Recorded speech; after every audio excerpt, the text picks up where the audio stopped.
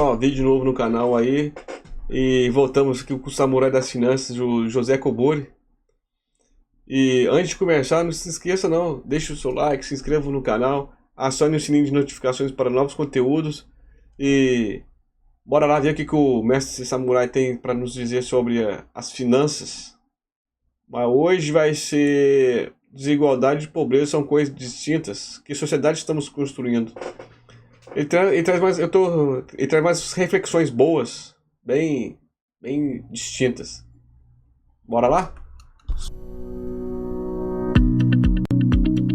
Bem-vindos ao JKCast, o podcast de economia, finanças e investimentos, com José Cobori. Sejam todos muito bem-vindos a mais um episódio do nosso JKCast, tradicional aqui nas manhãs de sábado. E vamos lá, sem mais delongas, a primeira pergunta. O problema dos antineoliberais é que propõem medidas fantasiosas, que afundam a economia. O professor deveria refletir se a desigualdade extrema é realmente um problema ou é a pobreza que é. Já leu outro, né? Depois eu leio. Então, Os antiliberais, o único que é a favor do neoliberalismo é só quem tem muita grana, sabe? O trabalhador, assim, o pequeno empresário, o pequeno comerciante tem que ser a favor dos outros sistemas, que se for pro neoliberalismo vai sobrar. Tem uma rede de supermercados, mercadinhos aí que chama-se Oxo. Oxo que se fala, não sei como é que se fala. Essa é OXX. Aonde ela chega, ela quebra todo mundo. Porque tem uns motivos que a pessoa tá falando, ele tá explicando, que é o seguinte. Você chega lá, abre esse mercadinho, o arroz bom aí, aqui na minha região, que tá em torno de 40, 45 reais. O cara consegue vender por 30 reais. E o que ele faz? Ele consegue manter isso por um bom tempo. Meter esse preço lá embaixo. A manteiga aqui tá em torno de 15 reais. 15, 12, 10 reais. Você acha manteiga por 7 reais. Leite, 3 reais. O que ele faz? Ele compra, mas ele trabalha com um prejuízo. Até o outro quebrar. E já sabe, quebrou o outro. Ele fica com o mercado todo pra ele. Mas vamos ver aqui que o José Cobori tem a dizer pra nós. de novo, teve um vídeo que eu gravei no início da pandemia que eu falava sobre desigualdade, né? Desigualdade e pobreza. E aí todo mundo veio com esse discurso, que desigualdade e pobreza não é a mesma coisa. E eu sei que esse discurso de onde vem. Né? Se você pegar os maiores canais aqui de economia e finanças, eles têm esse mesmo discurso.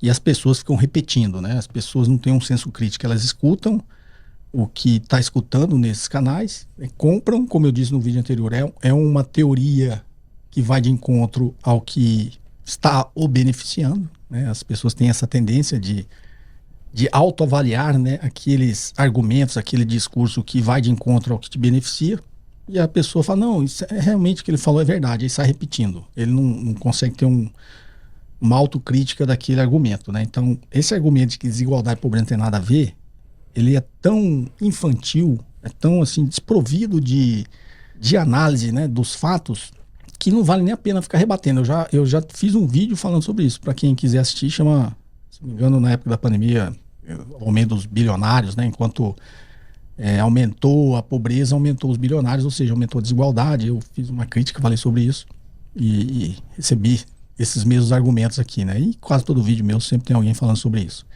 Primeiro, a economia é um estudo porque os recursos são escassos. Então, parte do pressuposto, todo mundo sabe, não tem nenhum recurso ilimitado, né? Nem ar é ilimitado, nem água é ilimitada. Então, não existem recursos ilimitados. Então, a economia é um estudo que parte do pressuposto que os recursos são escassos.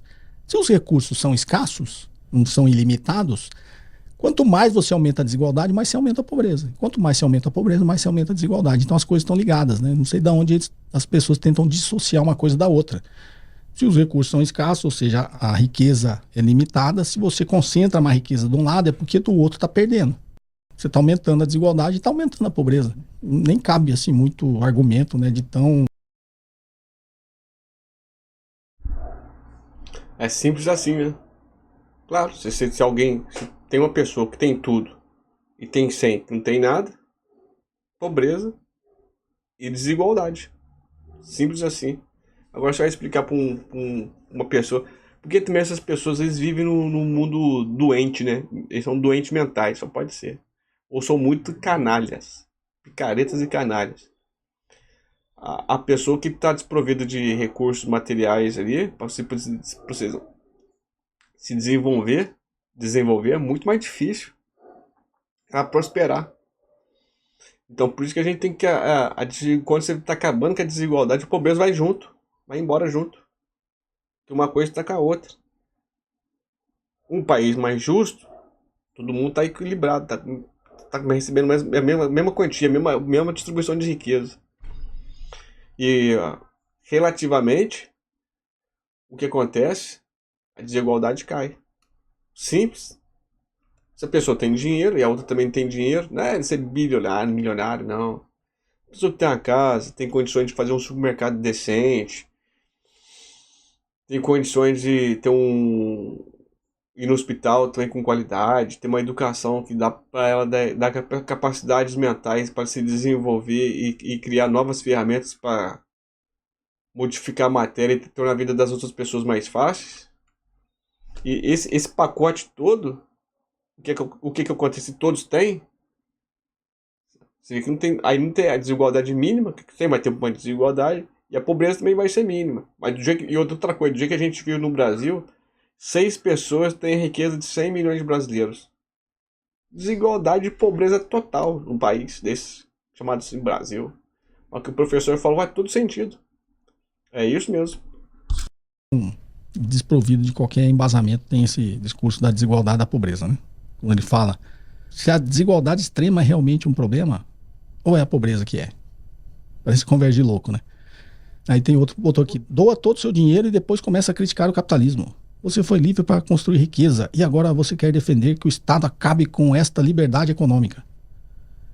Liberdade econômica para quem, né? Ele fala, o Estado vai acabar com a liberdade econômica. Tá, então se existe liberdade econômica, para quem que é essa liberdade econômica? Como eu disse no vídeo, para 1% da população. 1% da população tem liberdade econômica. Por isso que defende, né, a liberdade econômica. Só tem para eles, não tem para o resto. E esse 1% é cidadão do mundo, né? Eles têm passe livre em qualquer país do mundo. Eles têm liberdade econômica e é cidadão do mundo. Tá ruim aqui, vai porque para Liechtenstein ele tem passaporte, tem cidadania. Tá ruim em Liechtenstein, vou para Suíça, tá mais pertinho.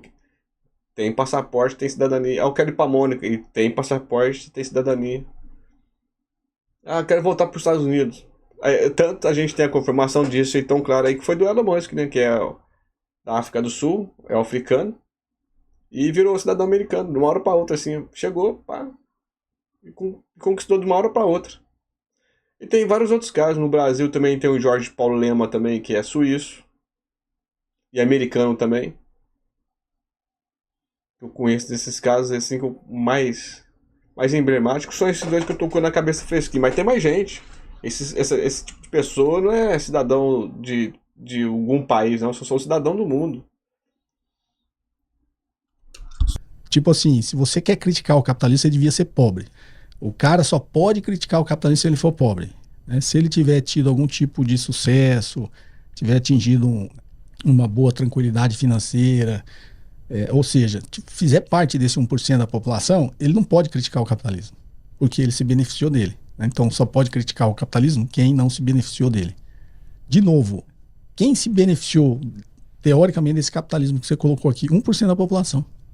Então os outros 99% não se beneficiaram. E você que está nesse 1%, você não pode criticar. Também não sei de onde surge esse tipo de raciocínio, né? O cara fala assim, e isso é sempre assim, tá? Você pegar em tudo aqui, sempre tem esse discurso, né? Mas você se beneficia e você critica. Por que não? Eu não posso querer que os outros também tenham benefício disso, só eu tenho que ter. Então, se eu estou criticando, não interessa se eu faço parte desse 1%. Estou criticando porque eu acho errado. Estou criticando porque eu acho que mais gente deveria se beneficiar do sistema, não só 1%. Então, também é um discurso meio desprovido de qualquer embasamento, qualquer elemento, qualquer... nesse caso aqui, de qualquer compaixão, né? De qualquer empatia com o outro. Você tem dinheiro e está criticando o capitalismo. Só pode criticar o capitalismo porque ele não tem dinheiro. Não sei de onde tirou isso. Acho que é por isso que pintaram que o Keynes é comunista, né? O Keynes era capitalista. Toda a teoria dele foi desenvolvida para o capitalismo não falir. foi desenvolvido para corrigir, teoricamente, na visão dele, corrigir o capitalismo. Aí, como ele fez uma teoria criticando, ele é comunista. Então, eu falei no último vídeo, a gente tá assim muito polarizado, né? A gente tá polarizado justamente por isso, a gente não quer escutar o argumento do outro. Meu vídeo foi todo... É verdade, isso que o José falou. E outra coisa, tem muito picareta também nessa seara também, viu? Tá tendo muita picaretagem aí. Que o pessoal defende o sistema, mas às vezes, no final das contas é porque tá lucrando. Tá lucrando. Não sei se ele defende com um incidente. Eu tenho certeza que muita gente tá falando, nem sabe o que tá falando. Inclusive foi um vídeo que eu fiz assim com um teor, né, não é de conciliação, é de chamar as pessoas para sair dessa radicalização, né, de querer escutar o outro, né? Quando você entra num debate, numa discussão, que eu falo ali de forma as pessoas entenderem isso, sem qualquer radicalização da minha parte, você não discute com a pessoa, ou debate com a pessoa, se você não quer ouvir ela, né? Ou, como eu disse, querendo ser civilizado, você só quer ouvir o outro para esperar a sua vez de falar. Não, você tem que ouvir realmente o outro, porque se você partir do pressuposto que essa outra pessoa, né, seja intelectualmente séria, você sabe que ela está procurando a mesma coisa de você, apesar de defender um ponto discordante, apesar de defender uma teoria que você não concorda.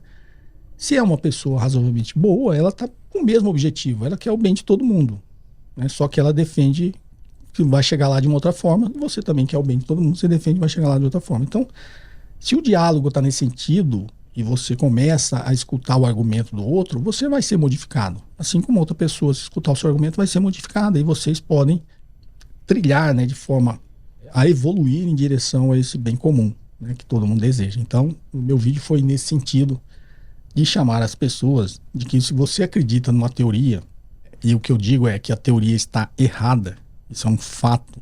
Se a teoria dominante, né, conseguiu em mais de 40 anos proporcionar o bem-estar de só 1% da sociedade, ela está errada, porque a economia como ciência social, ela é uma ciência que busca o bem-estar de toda a sociedade. Então, se só está para 1%, obviamente está errada, não tem nem o que discutir. Então, se a gente parte do pressuposto que essa teoria dominante está errada, a gente tem que buscar soluções, e é o que eu tenho feito. Tenho me aberto a outros argumentos, tenho lido outras literaturas, para tentar entender onde é que está errado, onde é que está errando, né? E isso, como ciência social, analisando também a natureza humana. Então, a natureza humana faz parte disso tudo, porque é uma ciência social e não é uma ciência exata, tá? Então, a gente tem que buscar uma solução para a maioria da sociedade, né? E o que eu gravei esse vídeo é mais chamando as pessoas a abrir um pouquinho, né?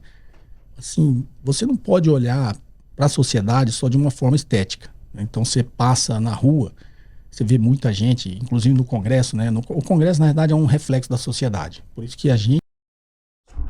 Isso aí é o que o professor falou, é verdade. O Congresso é o reflexo da sociedade. Mas também nem sei se também... Eu acho que tem... Não é bem o reflexo da sociedade, eu acho que tem muito picareta, sabe? Eu acho que as pessoas são boas, elas são ludibriadas. Tem um espertalhão ali, viu, ó, que tem uma oportunidade que eu vou meter a mão nessa cumbuca aqui, ó. E segundo o que o professor falou, eu também sou duas ideias. Liberdade de expressão. A pessoa tem que ter o direito de falar, mesmo que seja a maior bobeira do mundo. Nós, como sociedade, vai julgar essa pessoa. E segundo que as palavras faladas voam, né? As escritas ficam, né? É bem... A sabedoria popular sempre tem muita coisa pra ensinar pra gente. A partir do momento que nós começamos a falar, essa palavra pode voar, né? Vai pra um, vai pra outro, vai pra outro. E as escritas é o bom que elas ficam, né? Depois tem como você refletir, não se perder no que você falou e refletir sobre o que você falou, né? A gente, como sociedade, tem que discutir. O Congresso vai mudar se a sociedade mudar. Aquelas pessoas estão lá porque alguém colocou. Então você vê um discurso muito voltado, assim, pra intolerância, né? O cara é drogado, tá na Cracolândia, tem que matar, tem que prender, tem que tirar. O cara é morador de rua, vi notícias esses dias que tá pessoal com maldade, né? Exterminando essas pessoas de outras formas, né? Aí você vê vários discursos nesse sentido, né? De que o diferente não é tolerado, de que existe uma estética que você tem que seguir, uma estética, a pessoa, você olha para a pessoa, se ela for feia, você não sabe o que está atrás, a beleza interna da pessoa, você está olhando externo, né? Ou seja, a gente tem uma visão estética. Isso digamos assim, se você não se policiar, você tem realmente essa. Então, quando eu chamo da compaixão que eu falei no vídeo, assim, os seus pais, você não olha para o seu pai, para sua mãe, você não acha eles feios. Por mais que, teoricamente, na estética vigente, eles sejam. Porque você não olha para a estética dos seus pais. Você está olhando, você ama sua mãe, você acha ela uma mulher linda. Assim como você olha para o seu filho, sua filha, você acha sua filha linda. Por mais que esteticamente, como as pessoas estabeleceram, né, qual que seria a estética ideal, ela não seja tão bonita assim. Mas para você, sua filha é bonita. Por quê? Porque quando você olha para os seus pais, para os seus filhos, você não olha a estética. Você tem um olhar de amor, né, de compaixão. Por que não estender isso para todo mundo, né? Quando você olha para um morador de rua, esteticamente, pelo que a sociedade julga que seja beleza, ela pode ser uma pessoa feia. Mas tente olhar como se estivesse olhando sua filha. É um ser humano ali, né? Esteticamente, não olhe para estética, entendeu? Até porque as pessoas não têm histórias de vidas similares, iguais.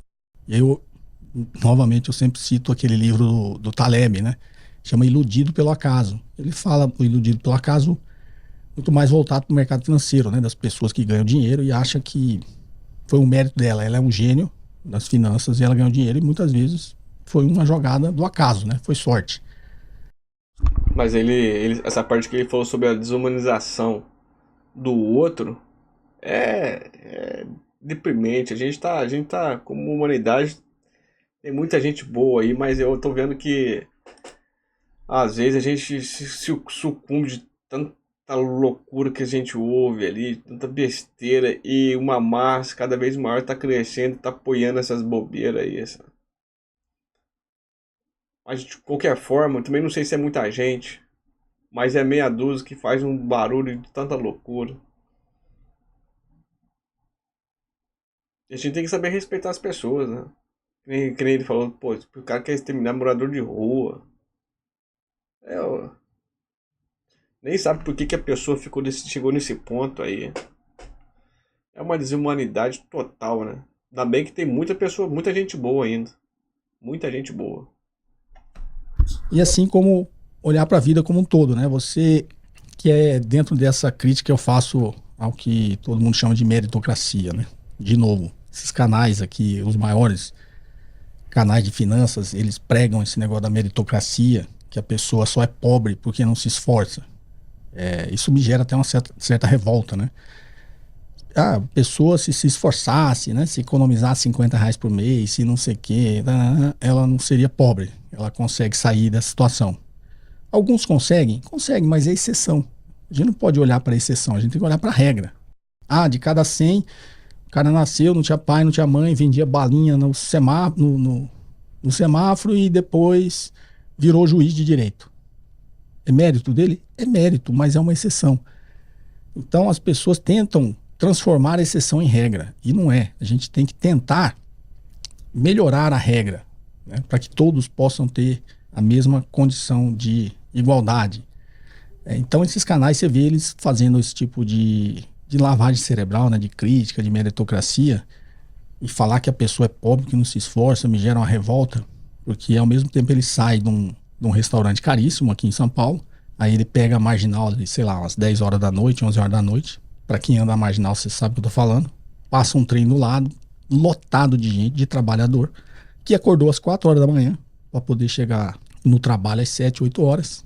Pegou esse mesmo trem de manhã cedo e 10, 11 horas da noite tá pegando o trem de volta, vai dormir depois da meia-noite. E 4 horas da manhã, amanhã tá acordado de novo. E tá lá espremido igual uma sardinha no trem. Aí esse mesmo cara que tá passando no carrão olhando para esse trem, ele fala que o cara só é pobre porque não se esforça. É como se aquela jornada que a pessoa está tendo, que você está vendo, não é um esforço. Esforço é ele, que nasceu numa família rica, estudou nas melhores escolas, fez as melhores faculdades, fez MBA, né? Aí com 25 anos, aí o papai falou assim, agora você vai pro mercado, você vai trabalhar. Aí ele vai lá, trabalha, né? Consegue os empregos. Trabalha na empresa do amigo também, às vezes é de um parente, primo, distante, um primo do pai, aí tem quem indica também. Vou te contar um caso uma vez aí. Não sei se eu contei em outro vídeo. Trabalhava até uma empresa. Tinha mais ou menos uns 200 funcionários nessa empresa. Não, acho que não tinha menos. Acho que não tinha nem 100 funcionários. Aí mandou um colega embora. Que trabalhava na portaria. Tá. Aí eu descobri depois que entrou uma pessoa. Mas o gerente estava já separando da mulher dele e já saindo com essa mulher aí. Sim, não tem muita coisa a ver não, mas... Mas acontece isso também. Acontece isso também. Teve outro caso que você vê muito também, né? Que, bom, não sei como é que é em outra cidade, mas aqui no interior tem muito disso assim, ó. Tem aquela panelinha, aquela pequena burguesia. Tem aquela pequena burguesia, mas o que acontece? O cara pega, sai, vai fazer faculdade pra fora, tem todos os privilégios Quem falou, estudo escolar particular, tem clube, aula de inglês, pipipi, papapá. E o que ele faz? Ele vai pra fora, ele volta e tem alguém que às vezes o primo dele é vereador, fala pro prefeito indicar ele pra trabalhar na prefeitura. Tem todos, é um ciclo que o cara tem todos os privilégios da sociedade. Todos os privilégios. Todos. O cara, até para arrumar um emprego, ele não deixa currículo. É indicado. E a outra quer julgar. Quer julgar o cidadão que não está conseguindo prosperar. Ah, mas um ou outro conseguiu. E outra coisa também. O cara que fica rico, muito rico, honestamente, eu acho que é meio improvável. Tem maracutaí no meio. Porque você tem que ser muito. Você tem que olhar dentro do olho da pessoa e enganar a pessoa. Porque se você for ser honesto, totalmente honesto ali, o jogo não vira, não. Que é de um mínimo foi indicado para alguém, ou é uma de família, ou tem realmente um currículo muito bom. E aí ele fala que é mérito. Ele teve o seu mérito, né? O coitado lá que nasceu sem condições, né? Nasceu numa família pobre, não pôde estudar, teve que trabalhar quando criança, tal. Aí ele acha que aquele cara ali não tem o mesmo mérito que ele. Lógico, não teve a mesma condição de oportunidades, né? Igualdade de oportunidades. Então, é contra isso que eu acho que a gente tem que lutar e olhar. Quando eu falo da compaixão, é isso. Né? Você não olhar esteticamente as pessoas, tá? Porque quando você olha aquele cara lá na Cracolândia, você tem um olhar estético. Tenho certeza, eu conheço muita gente que tem familiares, amigos que acabaram se drogando e chegando nessa situação, e aí a mãe, o pai vai lá buscar. O pai e a mãe não vê o filho dele como os outros que estão lá. Ele vê o filho dele porque teve algum problema, entrou nas drogas e chegou naquela situação. Mas a mãe, quando vai lá buscar, ela não vê o filho dela como um drogado, ela vê como o filho dela. Exatamente, a pessoa vê outra como um ser humano, como o filho dela. Não tem essa estética de uma pessoa nojenta, drogada, vagabunda. Ela não tá olhando para a estética do filho dela, se ele tá sujo, se ele tá sem dente, se ele tá realmente completamente drogado. A mãe não vê ele com esse olhar, a mãe vê ele com o olhar do filho dela, do ser humano que tá ali. Não vê a estética, né? A roupa, não vê. Então a gente tem que tentar estender esse olhar, né? E não olhar estética. As pessoas tiveram histórias de vidas diferentes. A gente precisa ter uma solução, uma política pública que solucione isso. Ou busque a solução. Solução 100% a gente não vai achar. A gente tem que minimizar os danos de quem chegou a essa situação. Quando eu falo iludido pelo acaso, assim, quando você nasceu, você não escolheu onde você ia nascer, na família que você ia nascer. Quando eu nasci, depois de um certo tempo, né, comecei a me entender por gente, eu vi que eu podia comer, né, que eu tinha pai e mãe, que estava numa família de classe média, que eu não precisei, apesar de ter trabalhado desde os 10 anos, mas não foi porque eu precisava comer, foi porque eu quis. Minha família eu poderia não trabalhar, mas eu estava numa família que eu não precisava trabalhar para ajudar, né, a sustentar a família. Você quer fazer uma pós-graduação, mas não tem tempo e possui pouco dinheiro para investir? Uma boa casa. Então, foi um acaso eu ter nascido nessa família, né? Teve outra pessoa também que nasceu, de repente, Quando ela começou a se entender por gente, ela viu que estava numa família muito pobre, não tinha o que comer, precisava trabalhar lá, vender balinha para poder ajudar a mãe a sustentar a casa, né? Não pôde estudar, justamente porque tinha que trabalhar. E essa pessoa teve uma história de vida diferente que pode ter levado ela para um lugar diferente que você, obviamente. Quando eu falo a regra, né? Obviamente tem exceções que o cara, como eu disse, chegou lá. Mas a grande maioria não tem. Por quê? Porque não teve a mesma igualdade, né? Não teve as mesmas oportunidades, não teve as mesmas condições de vida. Então, quando você olhar para uma pessoa, não olhe com um olhar estético, né? Olhe assim, tem um ser humano ali que teve uma história de vida diferente, que não foi igual a minha. Pode até ter sido. Um cara nasceu numa família rica, como eu disse, conheço muita gente que chegou nessa situação tendo nascido numa família rica, tendo tido todas as oportunidades e chegou. Mas a grande maioria das pessoas que chegam é realmente porque teve uma história de vida muito mais difícil que a sua. Então não olhe de um jeito estético, porque um pai ou uma mãe, quando vai buscar um filho drogado num lugar desse, ela não tem um olhar estético, né? Ela está vendo o ser humano. Então o que todos nós temos que tentar é ver o ser humano por trás daquilo ali. Obviamente, gente, existe o livre-arbítrio, tem gente que escolheu, né, esse caminho, mas novamente escolheu porque talvez também não teve as mesmas oportunidades, né? Isso não é uma justificativa que o cara tem que se drogar, o cara tem que virar bandido. Só estou dizendo que como sociedade a gente falha, né? A gente está falhando como sociedade para estar nessa situação. Então, não é possível a pessoa nos comover vendo gente há um tempo atrás, né, em fila para pegar o osso que o supermercado jogava fora, que o açougue jogava fora. E aí o livre mercado fez o quê? Opa, tem demanda agora para osso. Começaram a vender os ossos. É verdade. Os caras tá querendo vender osso. Querendo vender osso. É o fim A gente tem que mudar esse sistema econômico e social nosso. Tem que ter uma revolução econômica e cultural no país. Senão, isso é muita loucura, muita doideira. A gente não pode achar isso certo. A gente não pode achar isso normal. É a história do mercado. Opa, tem demanda. Então, precifica, né? As pessoas estavam na fila para catar o osso que era de graça, não foram mais porque começaram a vender.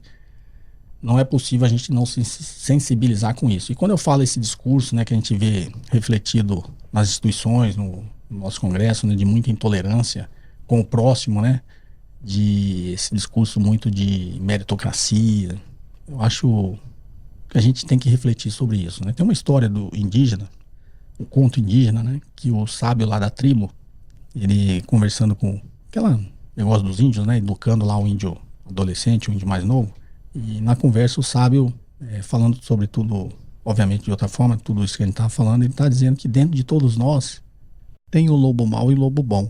E é uma verdade, né? Todos nós temos dentro da gente um lobo mau e um lobo bom.